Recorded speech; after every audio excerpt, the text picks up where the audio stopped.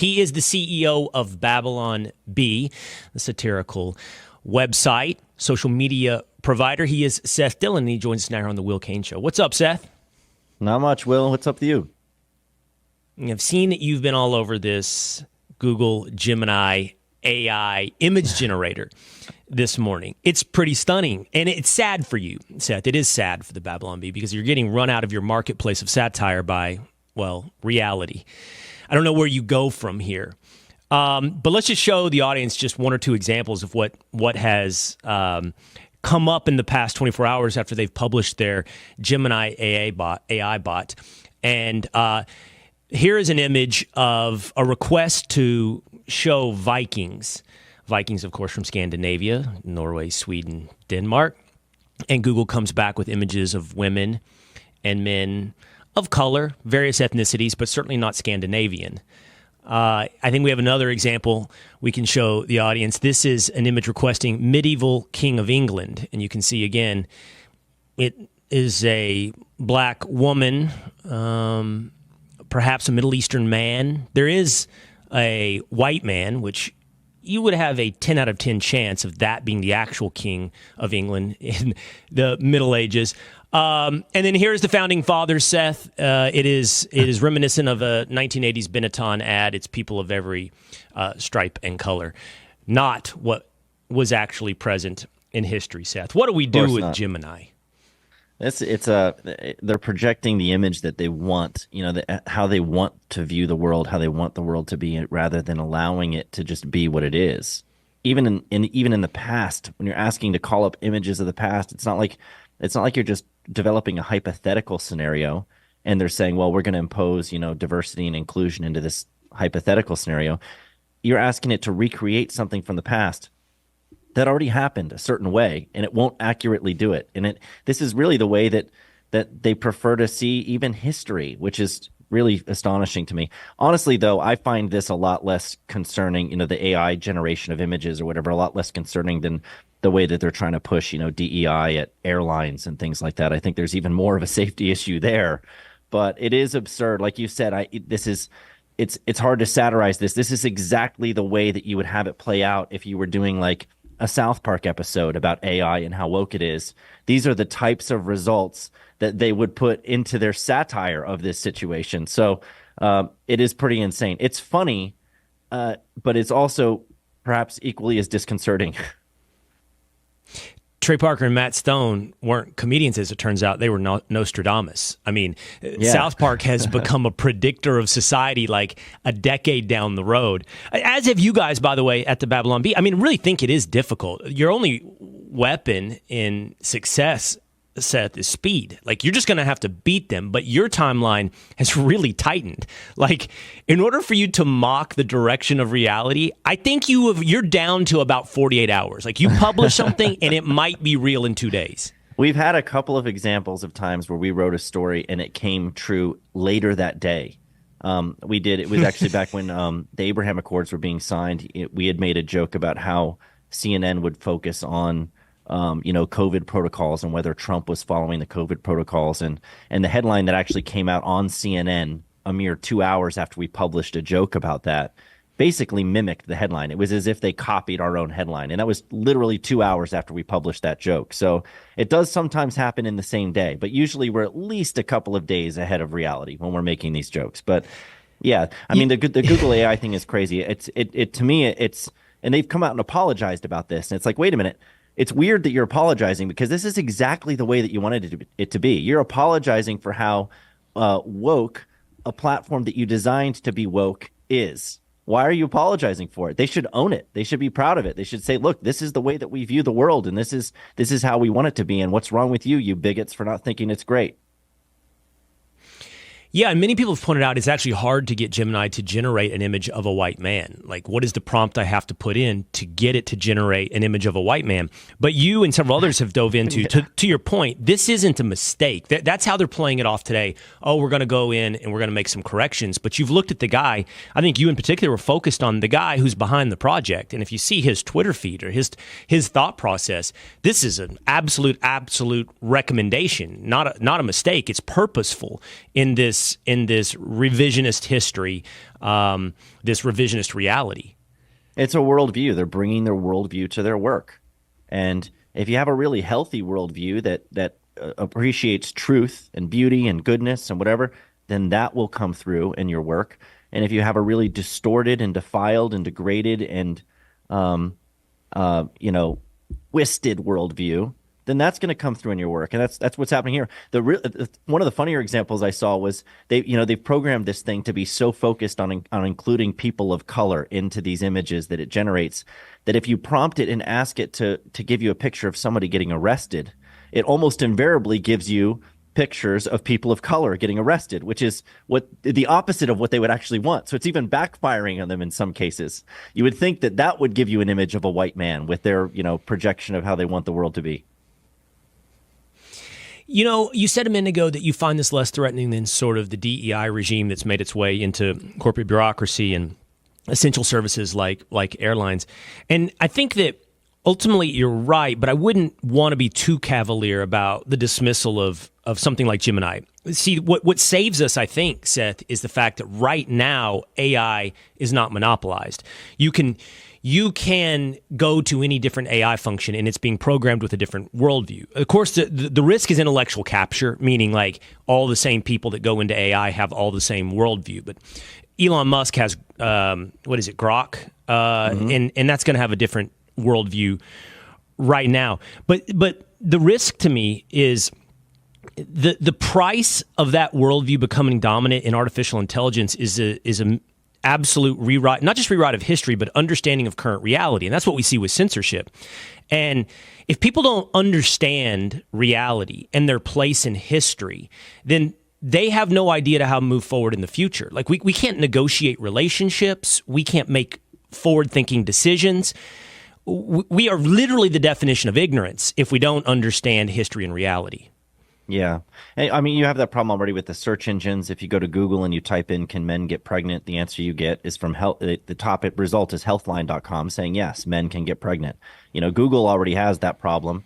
And we're training people to believe things that aren't true. And I do agree with you that it is problematic. If AI is the thing that we start turning to for answers and helping us think about the world around us and what we should believe about the world around us, and even about the past and what's happened in the past, the more and more people adopt that and start using it, and the further off from the mark it is, it will have very devastating consequences. I think I agree with that. The immediate pressure that when I fly around the country right now, my more immediate concern is whether or not I'm going to have a diversity plane crash. But yes, I definitely agree with you that you don't want to be too cavalier about it. Not at all. It's funny. I fly every week, Seth. I don't worry about that right now. I don't know. You know what? I am a not a victim, but I fall back on statistics way too often. So in other words, like I see the stats on the potentiality for an airplane crash, and I see the stats for, a home invasion. And that means that I go around the world not constantly making sure my doors are locked. Now, that being said, I should tell you, I've had a home invasion. And the minute you have a home invasion, then all of a sudden statistics are meaningless. It's like one aberration. And I don't care about the odds anymore. Now I want to make sure that every pilot is of the highest meritocracy, and I want to make sure that I have the perfect alarm system. But back to the censorship and AI is sort of censorship on steroids, because censorship is propaganda. It's all an element of mind control. And I don't know, man. And I know you have something coming up before the Supreme Court, which you guys have participated in here when it comes to making social media companies accountable for their censorship framework. It's just I still don't think, Seth, we have a full appreciation for the links at which I'm going to skip the middle steps. Not just the links of which we've been censored, but the links at which our minds have been manipulated. The extent that it's gone to essentially institute mind control. Yeah, well, mind control, but also self-censorship, because so much of what you see happening now is this threat of being censored or the threat of deplatforming. People don't want to lose their accounts, and so they're actually muzzling themselves and thinking. I mean, this was the problem that we had when we got censored on Twitter. There was a question that was raised internally about whether or not we should make this joke. We had made a joke about how Rachel Levine was our pick for Man of the Year, right? And we were debating internally, well, do we even post this joke? Because it might get us suspended. And we decided, well, we're not going to censor ourselves. We're going to throw it out there. Let them censor us, right? We don't want to be the ones censoring ourselves. It's affecting people's, obviously their minds and the conclusions that they're reaching on their own, but it's also affecting whether or not they have the courage to even speak the truth, because they feel like there's going to be some consequence if they do. And so that's a really big problem. And I think that, that's why we filed a brief in this case, is because we're trying to support the right of people to be able to speak in the public square freely without fear of, ideological or political viewpoint discrimination and the penalties that come along with that. And again, Babylon Bee satire, comedy site. You got censored on Twitter for an image of Rachel Levine, the transgender, what's his job? Health Admiral. Pentagon Health Admiral. Yeah. And you nominated him Man of the Year on Twitter, but you also got censored on Facebook. What was the story that got censored? You got censored on Facebook. Well, we've had a lot of issues on Facebook. We've had some posts that just got throttled to the point where they didn't get any views. We've had posts we did a Monty Python joke that was censored for incitement to violence. A lot of it's either hateful conduct typically or misinformation that you get censored for. If you go all the way back to the beginning, the first one that we got censored for on Facebook was a joke about how CNN had purchased an industrial-sized washing machine to spin the news in before publishing it, which is just a silly, stupid joke. It's not even really that funny. The funny thing is that it got fact-checked by Snopes, rated false, and then Facebook threatened to take us down if we continue to publish fake news. And so, satire's been kind of off limits basically on Facebook for a long time, and we're constantly fighting to be able to make jokes that they don't consider hateful or misinformative. And you've been censored as well on YouTube. We haven't had as many issues on YouTube. We get strikes every now and then. We've had that issue, but we haven't actually been deplatformed from YouTube. They've never taken our page down. So the reason that I sort of leap from censorship to mind control, Seth, is so the case that you guys have written a friend of the court brief on is the attempts by Florida and Texas to force social media companies to basically lay out their criteria, their framework for censorship. I do wonder, even whatever we arrive at, what if there were a victory for free speech at the Supreme Court, I don't know that it could penetrate the censorship complex that has now been, I think, somewhat patched together, but also with historical precedent and background that is like our electrical grid. I mean, it overlaps. It's one on top of another. It has redundancy. What I mean by that is, like, when you look at the Twitter files reporting by Matt Taibbi and Michael Schellenberger, you see the role that the FBI or the intelligence agencies play in the background of social media companies. Yeah. If you listen to somebody like Mike Benz, who worked at the State Department, you'll see the way that the military-industrial complex and the Pentagon have played a role in censorship, first overseas in other countries under the banner of saving democracy in overseas elections, and then reverse engineered it back into America to save democracy here in America. And I don't even know if the Supreme Court or a Texas or Florida law, I just don't think we're going to uncover, here are the search terms that Twitter at the time said we're going to throttle back or we're going to blacklist. When the true framework that we're talking about trying to expose is much more complex than whatever's in the algorithm at Twitter. Well, you're right. There's a lot of layers to it. When you have the government involved behind the scenes, that's obviously the biggest no-no, right? That's the most egregious example of where you actually have a First Amendment issue under current law. The government can't do through the back door what would be unconstitutional for them to do themselves. They can't outsource censorship to a third party and have a third party do it for them when they're not constitutionally allowed to do it themselves. And the Supreme Court's already ruled on that before. So that's an issue that it shouldn't be happening because it's already unlawful for that to happen. And so, where's the enforcement against that? I haven't seen any accountability on that or any enforcement. I don't know if you have, but I haven't noticed it. Where is that? That needs to be put to a stop. There's the other layers of it, obviously, where the media and activists will report on and pressure these platforms to do their bidding. When you have like Libs of TikTok is a great example. Libs of TikTok just got suspended from Stripe. Their account is frozen on Stripe. And it's in response to the media and these activists smearing Libs of TikTok and basically calling it a terrorist organization.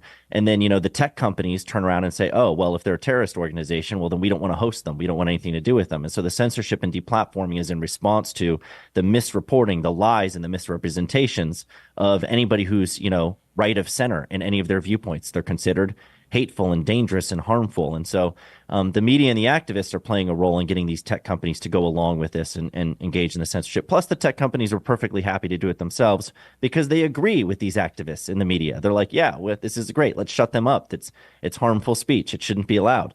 So what we're hoping, I think as far as what would be a really good outcome would be, Justice Thomas has weighed in on this before too, that you could have something like common carrier doctrine apply to these platforms, which is, there's precedent for this. There are telecommunications companies, transportation service providers that are really large, privately owned companies that are serving a critical public function. And because of the widespread, the monopoly that they have and the way that they're serving a critical public function, they are regulated in the sense that they can't discriminate against people. They can't pick and choose based on your viewpoint who gets to ride on the train or gets to use AT&T cell service. It's unlawful for them to discriminate on that basis. And so it's not true that private companies in all circumstances can just do whatever they want. In those cases, there's regulation that applies. And the question is, should such regulation apply to big tech companies? And I think the answer is yes. I think this is the modern public square. It's where the vast majority of public discourse is taking place. And so if speech isn't protected there, then it's not really protected in the public square anymore. We have a problem. And so it's not really a question of how things are, but how they should be. How should the law treat these platforms? And we're finally going to get a chance to see how the Supreme Court thinks about that.